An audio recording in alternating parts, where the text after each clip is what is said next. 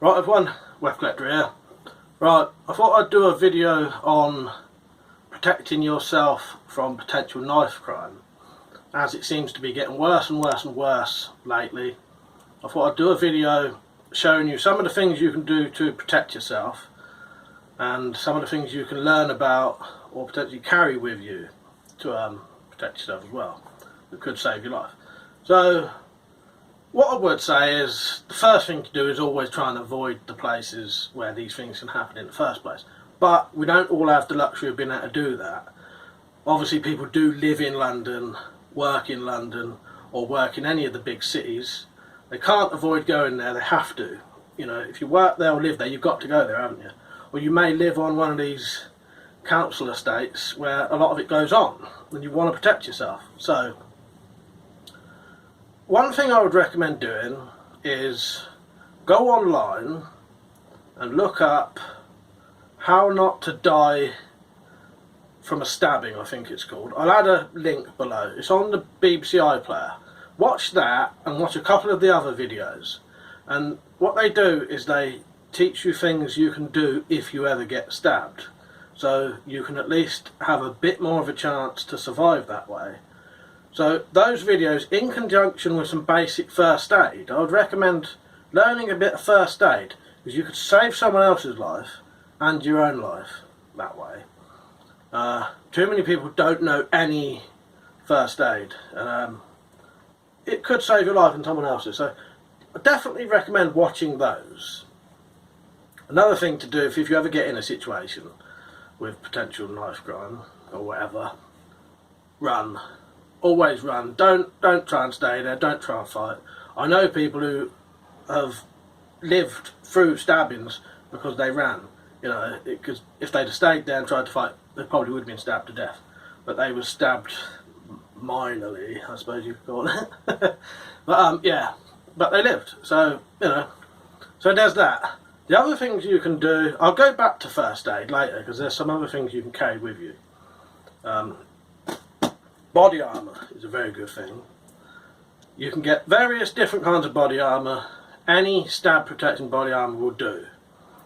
And the prices vary. You can get very good cheap body armour like this. This is Second Chance body armour.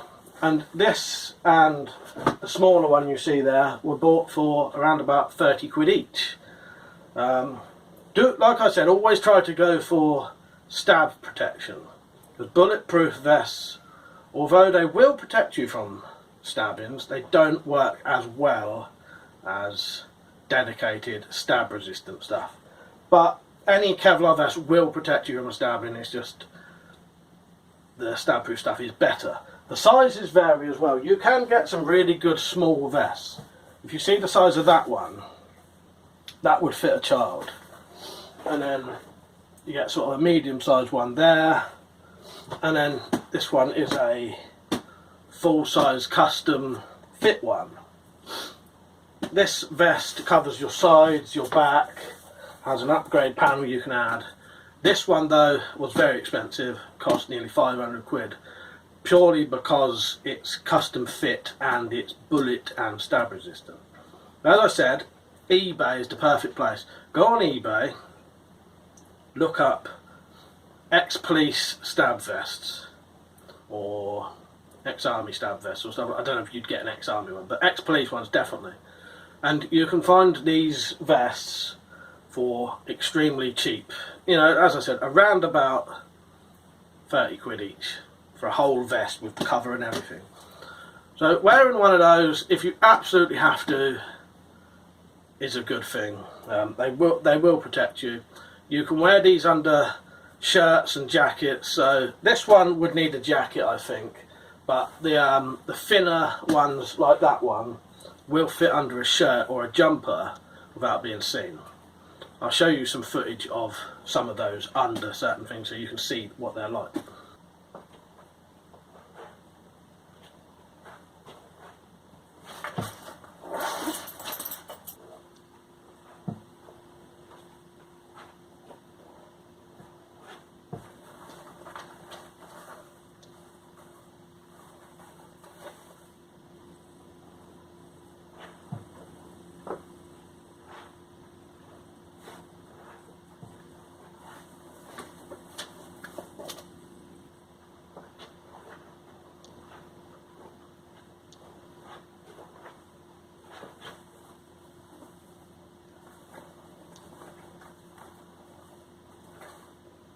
Yeah, stab proof vest, very good, could save your life, and yeah, well worth getting, I think. So a couple of other things you can sort of wear. You can get these gloves. These aren't the best ones you can get, but it's just an example. You can get other ones. You can get some good looking leather type gloves that are slash resistant. What these would be good for, you can get black ones of these as well, so they'll just look like woolly gloves. If you had to grab a blade, these would at least give you some protection against with your hands. I'm not saying these are brilliant, these can be slashed through, but they would at least give you more of a chance. So if you did buy some of these, get the absolute best you can find, the highest grade ones you can find, and they would at least give you a chance to grab a blade if you had to. You know, as I said, you'd be better off running anyway in the first place.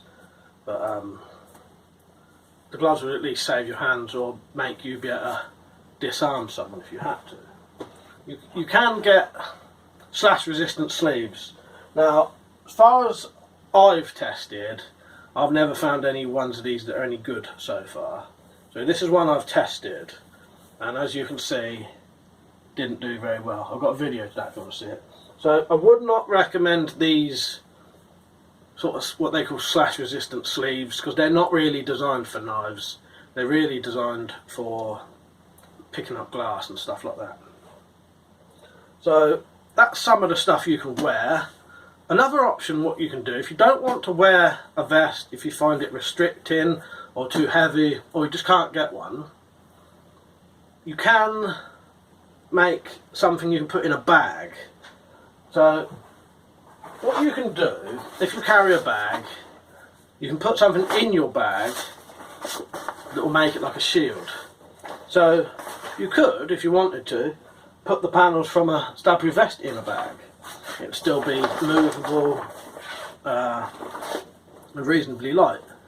But something else that doesn't even look strange, a couple of magazines in a bag. I've tested this, I've got a video if you want to see it. A couple of magazines in a bag, even if you sellotape them together, cannot be stabbed through. So if you did get attacked, you could at least hold your bag up like a shield, or even hold it up to your person, or whatever. That will work like a shield. Something else you can use are chopping boards. Chopping board cut to the size of your bag inside your bag would work like a shield. So those are very cheap. Magazines, you know, everyone's got magazines, or you can be able to buy a magazine. But those in your bag will be able to be used like a shield at least.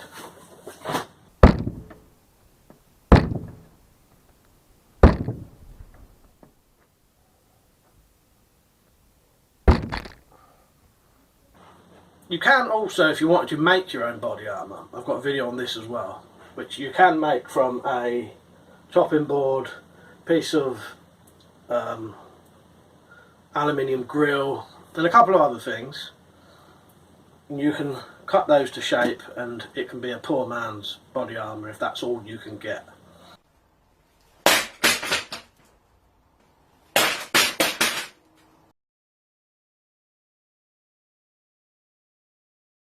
And then lastly, I would say carry a first aid kit. So to go with the video you watched to know what to do, learn a little bit of first aid, and then carry a first aid kit. You can get very small first aid kits that aren't much bigger than a cigarette packet, a pack of 20 cigarettes, or ones that would fit in your, you know, if you wear a flight jacket, bomber jacket, they'd fit in that pocket there. Or you could carry a tin. That could be very helpful. And there's something you can get now. There's quite a lot of stuff you can get, but these Celox Rapid Hemostatic Gauze stops life-threatening bleeding fast. See the size of that? And you could carry one if you're in a situation where you really, you know, if you have to go to work in a place where you think you're going to get stabbed pretty much every day, something like that would be very handy. So there's those. that's a gauze one. These are reasonably expensive, but well worth getting, because that really would stop some heavy bleeding, because that's what it's for. This is made for if you cut yourself with like a chainsaw or something like that. Yeah, stops life-threatening bleeding fast. That's a gauze one, but you also get hemostatic granules. Again, look at the size of that, very small. Shows you how to use it, and could potentially save your life, or at least keep you alive long enough for an ambulance to come. So that's some of the basic ideas. I'll just recap quickly. The thing I would always say is try to avoid the areas first if you can. If you can't avoid them, keep an eye out. Make sure you're very aware of your surroundings, aware of the people who are there. Try and avoid people who, you know, may be causing these things. But as I mentioned, you can't always avoid it, can you? Run if you have to, but be prepared if you can't. I definitely wouldn't recommend fighting though, unless your life really depended on it. You know, if you've got no way out, then you're going to have to. But yeah. So, yeah, those are some of my ideas. Just the basics, very cheap. I'll add some links in the description to some body armour, save you having to look for it. So if you want anything that I've mentioned, look in the description and it should be there if I can find it for you. I'll find various different places you can look for it as well. Yeah. Alright, I hope you enjoyed the video. I hope you found it helpful. Let me know what you think. Yeah. Right, hopefully this could help some people out. Alright, see you later. Before you leave, if you ever wanted to support this channel, you can now via Patreon, or by shopping at Amazon.com and Gearbest. There's more info below if you need that. Remember, if you want to get full notifications for this channel, click the bell, and I'll see you later. Cheers.